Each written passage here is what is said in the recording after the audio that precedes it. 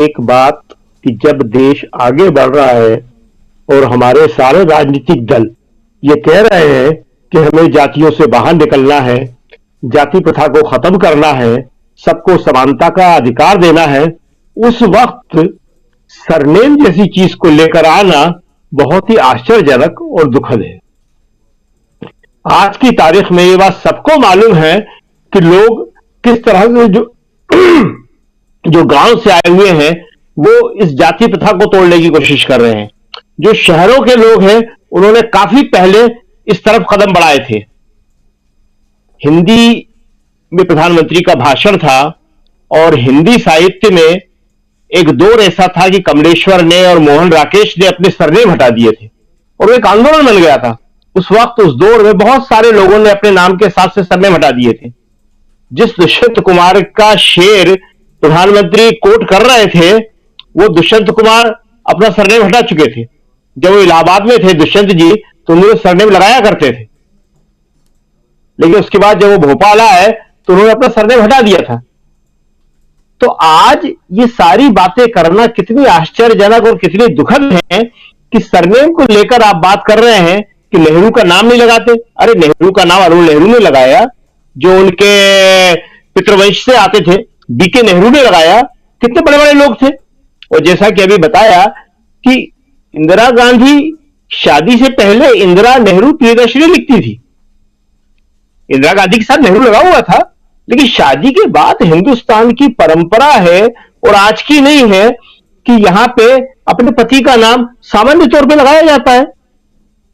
और इतनी पुरानी बातें उस वक्त तो, आज तो लड़कियां जो है अपने पिता का भी लगाती हैं और अपने पति का भी लगाती हैं, लेकिन उस वक्त तो ये परंपरा कहीं थी ही नहीं। तो सामान्य तौर पे इंदिरा गांधी के साथ इंदिरा गांधी आई और उसके बाद राजीव और संजय के साथ राजीव गांधी और संजय गांधी आए। ये तो कोई इशू कभी रहा ही नहीं है। नेहरू तो शानदार टाइटल था और आज भी एक शानदार व्यक्तित्व है। पंडित नेहरू के नाम से कौन कौन अपने आप को गौरवान्वित नहीं करेगा उनके साथ जोड़ के अपने आप को। लेकिन ये कहना बहुत बहुत ज्यादा दुखद बात है। और आज के उस हिंदुस्तान में जबकि फिर से जाति प्रथा की बात बार बार उठ रही है, आप सरनेम को भी ले आओगे, आप टाइटल को भी ले आओगे, तो अभी बड़ा मुश्किल हो जाएगा। बिहार के अंदर हमारे बहुत सारे साथी जानते हैं, जो बिहार को जिन्होंने कवर किया है, जो वहां रहते हैं, बिहार के लोग तो जानते ही है कि वहां तो टाइटल के आधार पर आप जाति को पहचान ही नहीं सकते। एक बड़ी छोटी सी आपको बात बताते हैं हम, बहुत पुरानी बात है कि वहां अनिल शर्मा जो है कांग्रेस के पीसीसी अध्यक्ष बने, तो हमारे एक दोस्त ने कॉपी लिखी और बड़े अच्छे से लिख के और हमें बताया कि देख लीजिए साहब जरा। हमने देखा, हमने कॉपी तो अच्छी लिखी है, मगर तुमने ये लिखा कि इससे ब्राह्मणों के वोट में बहुत फर्क पड़ेगा, अनिल शर्मा को बनाने से ब्राह्मण बहुत प्रभावित हो जाएंगे। तो अनिल शर्मा जो है वो ब्राह्मण नहीं है। तो है साहब शर्मा लिखा है? हमने कहा शर्मा लिखा है मगर वो भूमिहार है, और बिहार में किसी से हमेशा मालूम कर लेना, वहां टाइटल से जाति का पता नहीं चलता है। जाति, टाइटल, सरनेम जो टूट रहे हैं उनको आप वापस ला रहे हैं, ये देश के लिए कोई अच्छी बात नहीं है। और इसके ऊपर बात होगी, ऐसा नहीं है कि नहीं होगी। और दूसरी बात जो आप कह रहे थे क्या परिवर्तन आया है, तो देखिए सबसे बड़ा परिवर्तन यह आया है कि पार्लियामेंट के अंदर अब सारे विपक्षी दल एक हो रहे हैं। इससे पहले आप आम आदमी पार्टी कभी विपक्षी दलों की बैठक में नहीं आती थी, टीएमसी भी कभी आती थी कभी नहीं आती थी, सपा आती थी नहीं आती थी, और अभी जो खड़गे जी जो राज्यसभा में विपक्ष के नेता है, उनके पास बड़ा चेंबर है, उन्हीं के पास है, तो उसी में वो मीटिंग होती है। तो सुबह 10 बजे सारे विपक्षी दल एक साथ मिलकर बैठते हैं और वहां पे फ्लोर में हमें किस तरह से क्या स्ट्रेटेजी अपनाना है इसकी बात करते हैं। तो इसको अगर विपक्षी दल आया तो ये एक बहुत बड़ी सफलता होगी विपक्षी एकता की। आज आप देख रहे हैं कि विपक्षी एकता न होने की वजह से दिल्ली के अंदर जो एमसीडी का चुनाव हुआ 3 मीटिंगें हो चुकी हैं। आम आदमी पार्टी का स्पष्ट बहुमत है, लेकिन वहां पे उनका मेयर और डिप्टी मेयर नहीं बनने दिया जा रहा। और हमने इस पे लिखा भी था कि वो बनने भी नहीं देंगे, या तो बीजेपी का बनेगा या प्रशासक को बिठाएंगे। आंकड़े हैं, डाटा है, लिखा हुआ है कि आम आदमी पार्टी को इतनी इतनी सीटें मिली हैं, आम आदमी पार्टी आगे है। मनोनीत सदस्य जो होते हैं, नॉमिनेट मेंबर जो होते हैं, किसी भी नगर पालिका में, नगर परिषद में उन्हें वोटिंग राइट नहीं होता, उन्हें दिया जा रहा है। जिनके पास वोटिंग राइट है उनका वोटिंग राइट कैंसिल किया जा रहा है। तो ये सारी चीजें विपक्ष में आज चल रही है। वो सब जान रहे हैं कि एक एक करके, अभी हमारे साथी ने कहा भी कि सबको कुचल दिया जाएगा। तो ऐसा नहीं है कि कोई इस बात को समझ नहीं रहा। तो राहुल की यात्रा ने वो मंच तैयार किया है जब सबको लगा कि डरने की कोई जरूरत नहीं है। राहुल निकले हैं, कांग्रेस निकली है और उसने सफलता हासिल की है। 5 महीने 4000 किलोमीटर ज्यादा पैदल चले हैं और अपने जो उनका गंतव्य था, जो उनका लक्ष्य था श्रीनगर तक, वहां तक पहुंचे हैं। पहले लोगों को लगता था कि ऐसा कर ही नहीं पाएंगे, करने नहीं दिया जाएगा, ये हो जाएगा, वो हो जाएगा।